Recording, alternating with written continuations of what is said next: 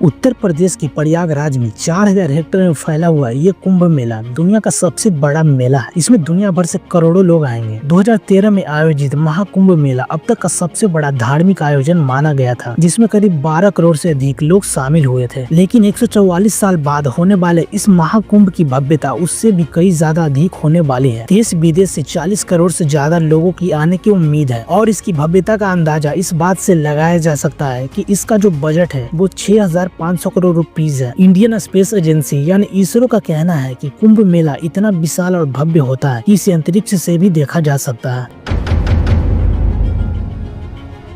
लेकिन आपके मन में ये सवाल जरूर आता है कि यहाँ इतना विशाल और प्राचीन आयोजन आखिर शुरू कहाँ से हुआ और इसके पीछे के इतिहास क्या है। क्या इसका उल्लेख भारतीय वेदों, पुराणों और धर्मों ग्रंथों में मिलता है या फिर इसके पीछे कोई और गहरी और रहस्यमयी कहानी छुपी हुई है। और सबसे रोचक बात यह है कि कुंभ के शाही स्नान का पहला अधिकार केवल नागा साधुओं को दिया जाता है, जबकि अन्य साधु संतों को उनके बाद स्नान करने का अवसर मिलता है। इस विशेष परंपरा के पीछे छिपा है एक अद्भुत इतिहास जो नागा साधुओं को इतना विशिष्ट और पवित्र बनाता है। महाकुंभ का आयोजन प्रयागराज के त्रिवेणी संगम पे होता है, जहां गंगा, यमुना और सरस्वती नदियों का संगम माना जाता है। लेकिन यहाँ केवल गंगा और यमुना ही दिखाई देती है। तो आखिर कलयुग में सरस्वती नदी अदृश्य क्यों हो गई? क्या ये केवल एक धार्मिक मान्यता है या इसके पीछे कोई गहराई से छुपा हुआ वैज्ञानिक रहस्य है? और प्रयागराज में स्थित अक्षय वट, जिसे अमर वृक्ष माना जाता है, जो सृष्टि के विकास और प्रलय का साक्षी रहा है, इसके पीछे का इतिहास और मतलब भी जानेंगे। 2025 के महाकुंभ में भारत के 13 प्रमुख अखाड़े हिस्सा लेने वाले हैं। जानेंगे कि अखाड़ों का इतिहास क्या है, उनका विशेष मतलब क्या है और इस बार किन्नर अखाड़े को भी शामिल करने के पीछे की वजह क्या है। प्राचीन ग्रंथों में कुंभ मेले का स्पष्ट उल्लेख नहीं मिलता, फिर भी इसे भारत का सबसे बड़ा तीर्थ माना जाता है। 2017 में यूनेस्को ने इसे मानवता की अमूर्त और सांस्कृतिक विरासत सूची में भी शामिल किया, जो इसके इतिहास और सांस्कृतिक मतलब को दर्शाता है। कुंभ संस्कृत का ऐसा शब्द है जिसका अर्थ होता है कलश या घड़ा। लेकिन सवाल आता है कि कुंभ केवल पानी का घड़ा है तो यहाँ इतना बड़ा और विशाल विख्यात त्योहार कैसे बना? आइए इस वीडियो में हम आपको महाकुंभ के आरंभ से लेकर आज तक की पूरी यात्रा के बारे में बताएंगे। कुंभ मेले के इतिहास को समझने के लिए हमें दो प्रमुख पौराणिक कथा को जानना होगा, जो इस पर्व की गहराई और मतलब को उजागर करती है। महाकुंभ में पहली कथा सर्पों और गरुड़ देव की बीच की है, जो ऋषि कश्यप और उनके दो पत्नियों कद्रु और विनिता से जुड़ी हुई है। कद्रु और विनिता जो आपस में बहनें थी और ऋषि कश्यप की पत्नियां भी थी। एक दिन कद्रु ने ऋषि कश्यप से वरदान मांगा कि उसे 1000 विषैले और शक्तिशाली पुत्र चाहिए। ऋषि कश्यप ने तथास्तु कहा और कद्रु को 1000 अंडे प्राप्त हुए। यह देखकर विनिता ने भी वरदान मांगा कि भले ही उसके पुत्र कम हो, लेकिन वे कद्रु के पुत्र से अधिक शक्तिशाली हो। कश्यप ने उन्हें भी तथास्तु कहा और विनिता को 2 अंडे प्राप्त हुए। समय बीतने के साथ कद्रु के 1000 अंडे फूट गए और उनसे सांप उत्पन्न हुए, जिन्हें सर्पों की मां माना गया है। दूसरी ओर विनिता के अंडे नहीं फूट रहे थे और अधीरता में उन्होंने एक अंडा समय से पहले फोड़ दिया। उसमें से एक अधूरा प्राणी निकला, जिसका शरीर कमर तक ही विकसित था। वह गुस्सा में बोला, माँ,